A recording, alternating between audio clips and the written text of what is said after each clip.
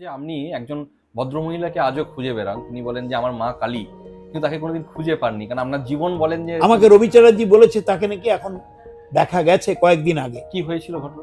ওই তো আমরা গিয়েছিলাম, আপনারা তো জানেন, ঘর পুড়িয়ে দিল 20টা, মেয়েদের মারলো, ছেলেদের মারলো, পুরুষগুলোকে তাড়ালো।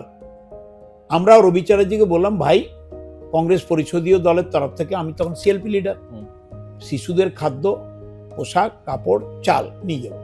ডিএম কে বললাম ইয়েস, এসপি কে বললাম বর্ধমানের ইয়েস, চিফ মিনিস্টারকে বললাম ইয়েস যান।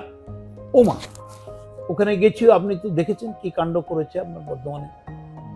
তখন অমল হালদার সেক্রেটারি, নিরুপম সেন মন্ত্রী, আর ওই রাজাশেখরন, ওই যে কি একটা পুলিশ অফিসার ছিল, এসপি বর্ধমান, আমাদের ঘিরিয়ে মার্ডার করার চেষ্টা করেছিল। মরে যেতাম। হঠাৎ একটা 6 ফুটের লম্বা একটি মহিলা, মানে সে যেন দেবী প্রতিমার মতো, গায়ে কোনো ব্লাউজ ফ্লাউজ নেই, শাড়ি, দাঁড়া বলে চিৎকার করে ওদের লোকগুলাকে থামালো। থমকে দাঁড়িয়ে গেল তারা। রবি চ্যাটার্জি রক্তাক্ত অবস্থায় পড়ে আছে, এমএলএ গুলো মার খেয়ে পড়ে আছে। আমাদেরকে বললো তোরা পালা, নাহলে মরে যাবি রে। আমরা বাঁধে উঠে বুদ্ধবাবুকে ফোন করেছিলাম, বুদ্ধবাবু আপনার নিরুপম সেন, আপনার অমল হালদার, আপনার এসপি আমাদের মেরেই দিত। হুমায়ুন কবির এখন যে এমএলএ, সে তখন ওখানকার অ্যাডিশনাল এসপি, মরেই যেতাম। তারপর দিন, তখন তো তারপরেই তো বাংলা বন্ধ স্টার্ট হয়ে গেল। বুদ্ধবাবু আমাদের ডাকলেন, আমি বললাম এ থাকলে কথা বলবো না। নিরুপম সেন পাশে বসেছিল, চিফ মিনিস্টারের ঘরে বিধানসভা, মরেই যেতাম। সেই মেয়েকে আমি 2-3 বার গেছি, বুঝলেন, পাইনি।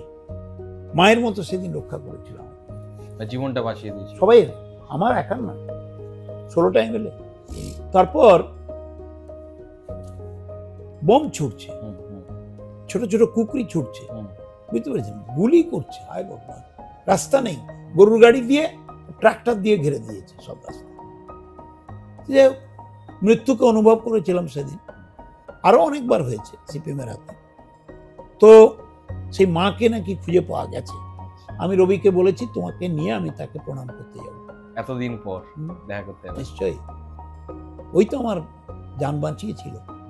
এর আগে কখনো দাদা মার্ডার হয়ে যাবেন এরকম? আরে 87 সালে হরেকৃষ্ণ সামন্ত আমার প্রার্থী, আমার এগেনস্ট, সিপিএম এর নটোরিয়াস জেলা পরিষদের সভাধিপতি, বুঝতে পেরেছ। তারপর আমি ক্যাম্পেইন করছি, একটা জায়গায় পুকুরের পাঁক কাটা হচ্ছে, আমি অনেকগুলো প্রায় 60-70 জন লোক, আমি ভাবলাম একটু নমস্কার নমস্কার করি। ও বাবা রে, নামছি আর কি, মুখে গোটা গায়ে আমাকে পাঁক মাখিয়ে দিল। আমার সিকিউরিটি রিভলভার কেড়ে মারতে গেল, আরেক সিকিউরিটি সেও রিভলভার তুলেছে, ওকে গুলি করে দেবে। আমি হাত পা ধরে থামালাম, পাশের ঘরে দোলায় দুলছেন হরেকৃষ্ণ সামন্ত, মেরেই দিত। আরেকবার মোটরসাইকেলে ক্যাম্পেইনে গেছি, নদীবাঁধ একবার যেতে হয়, ওই রাস্তায় ফিরতে হয়, ফেরার সময় হঠাৎ মনে হলো কে একটা দাঁড়িয়ে আছে, ব্রেক করলাম, ছিটকে পড়ে গেলাম, ছুড়া ছুড়ি, তখন ইলেকট্রিসিটি নাই, ভাবুন 83 সাল, বেঁচে গেলেন। তারপর একটু হাঁটতে গিয়ে দেখি না পুরো বাঁধটা কাটা, মানে মোটরসাইকেল গিয়ে ওই গর্তে পড়তাম, মরে যেত। বাগনান স্টেশনে গুলি করলো, বেঁচে গেলাম।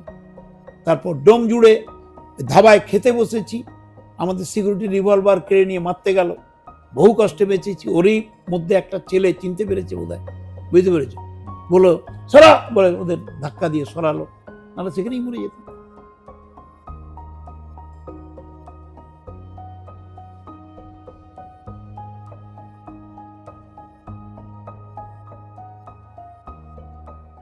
দ্য সহজ পাঠ, সহজ কথা, সঠিক তথ্য।